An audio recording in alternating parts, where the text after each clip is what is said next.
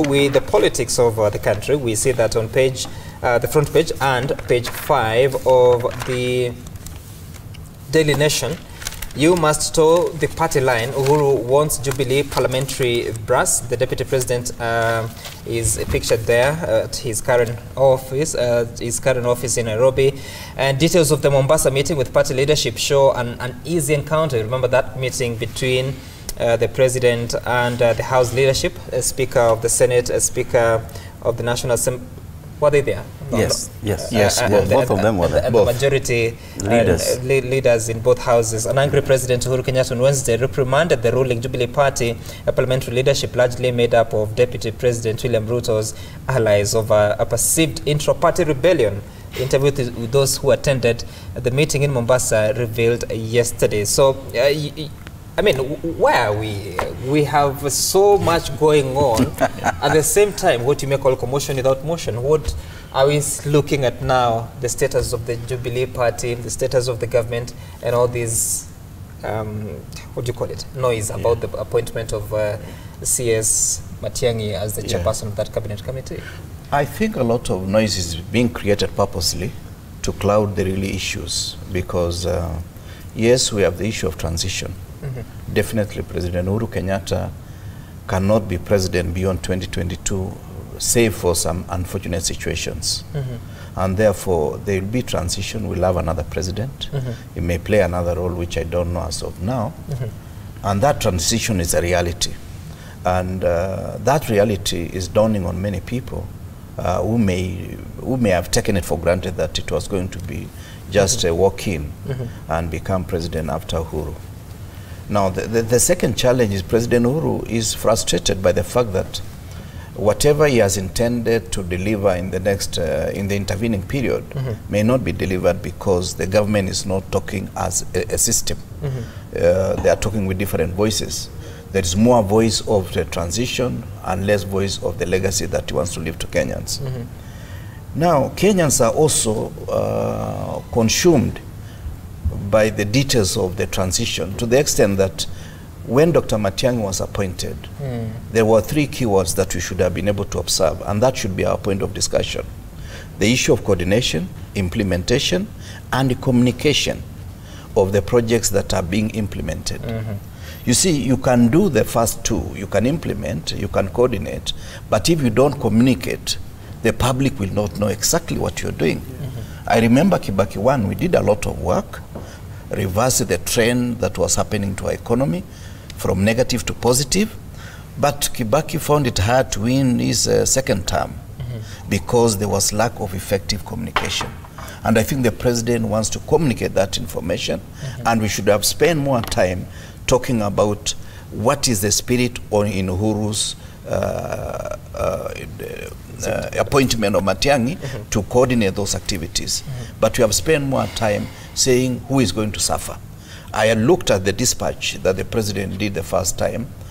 He appointed cabinet ministers, and the dispatch was very clear. The role of the deputy president is the role that is given to him by the constitution. There was no additional responsibility that was given in the government dispatch. And even in the latest, there is no role that is given beyond. But many people have said the deputy president is losing some of the responsibilities that he had been given. Nothing can be further from the truth. That is what is happening. It supposedly had arrogated himself some of those responsibilities, and when they are now being streamlined, somebody feels that the deputy president is suffering from losing some of the responsibilities. Now, finally, I think the discussion is being spinned by somebody who wants to cloud Uhuru's legacy by giving him a sense of guilt that is betraying his colleague insofar as the transition is concerned. And will it work?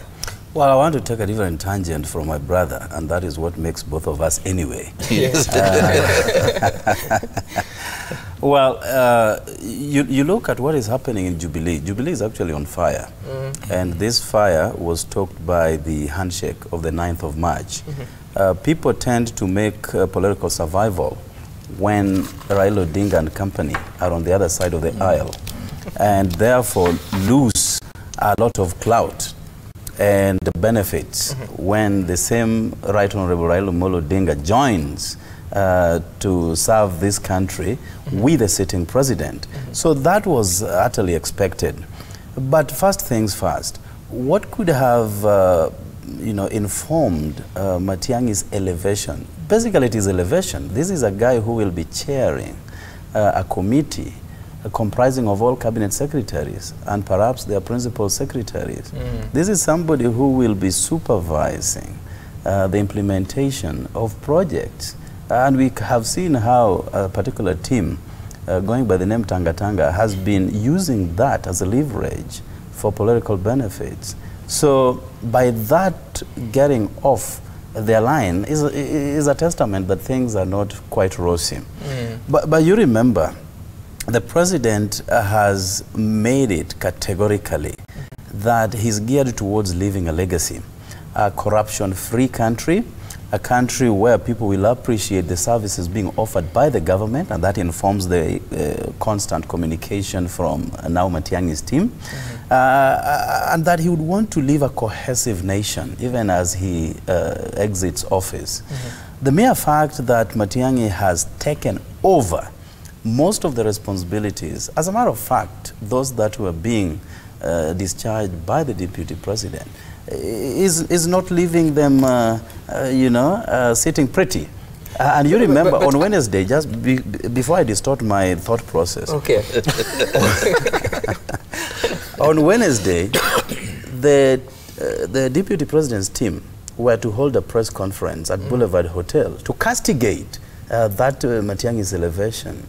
But having consulted, that is in the papers here, having consulted with their legal team, they were told, yes, as much as the powers have gone, there is nothing illegal that the president has done. And of course, you have to take cognizance of the fact that the president benefits from a wide range of legal minds. So whatever he's doing is always backed up by some law, unless it is an executive fiat.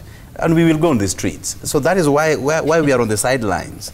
But everything that he has done since the handshake predominantly is in line with our laws. So what Matiang'i, I think, there's a Swahili adage, that hakufukuzaya kuambi toka. But if you read the decision, the Peter Munya versus Kileme Mwiria and 3 others at the Supreme Court, they said the executive, which is now the president and the deputy, or the governor and his deputy, are joined at the hip, that no one can disentangle, disengage with the other. That is the law. So they are elected as a pair. And that is why Sonko, even though he was not very pretty, sitting pretty with Igathe, Igathe had to resign on his own volition. That is the only, route that one can follow. So what we are essentially saying is that the president must have, and I'm not speaking for the president because he has many people around him, but I'm a politician, I can read. He is not very comfortable with his deputy. And this happened in the year 1965 for those who were around. Unfortunately, I wasn't. Odinga had started receiving similar frustrations. Now he can confirm. Now you can confirm. Odinga was being frustrated the same way. And what he said while exiting office is that I don't want to get a salary for a job that I'm not doing. So maybe it's time. He stepped aside. I'm struggling with what you have said. I'm struggling with what you have said, that the powers that the DP had in supervising projects is no longer there. And the genesis of my problem is that it was never structured. He was just moving around like the deputy president. That's your term, not mine. No, that is President Uhuru's term. So what is so wrong with a president drawing a structure on how things are going to work in a more cohesive way or coherent way, vis-a-vis what the perception might be to some leaders who may claim to be allied to the DP? The deputy president shall act according to the instructions of the president. It is the president to apportion the deputy president a role, responsibilities, and responsibilities, which I presume he apportioned him. But maybe he has seen that because of preoccupation with the politics of 2022, he needs to get someone who would do this job without having to eye 2022, because politics has a way of clouding objectivity. Yeah. And so you sometimes need someone who is removed from the process of politicking and is focused on delivery. In November, I tweeted, when Matiang'i had to join hands with Macharia, and when Matiang'i had to wade into the preparation of the exams, he was basically both Minister for Education at the time, Interior, and Transport. And I said, Uhuru Kenyatta needs just 5 Matiang'is to fix this country. Why? Because Matiang'i has cut himself above the rest. He has demonstrably shown that he takes the work seriously, that he is a patriot, and that he does not regard himself merely as minister. One would argue that power has gotten into his head because the committee in parliament said he read a riot act to them instead of being a witness. It was a hostile one. But because I think Matiang'i has shown that he loves the country to an extent that he knows he will be held to account by God and by the citizens when his term in office is over.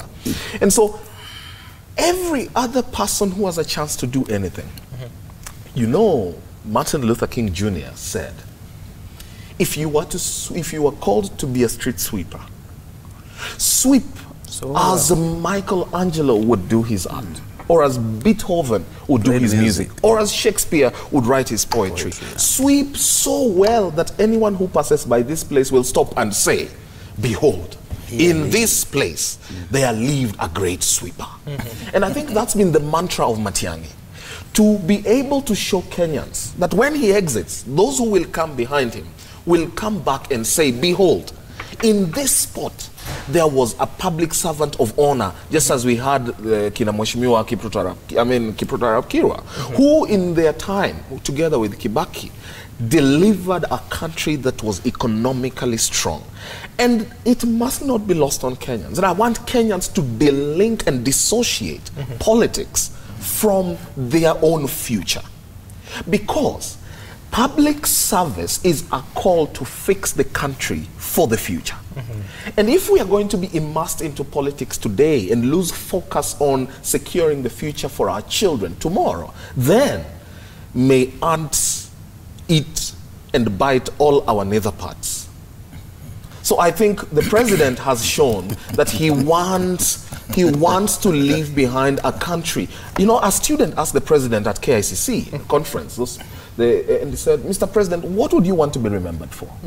To which the president retorted, I want to be remembered for 2 things. There are many things I'm going on about, but I want to be remembered for 2 things. Leaving behind a cohesive nation and ridding our country of corruption. Whatever it takes, as David Osian, a patriot, an Afro-optimist, I will be on his side if he truly wants to achieve this. And he has shown that he means what he says.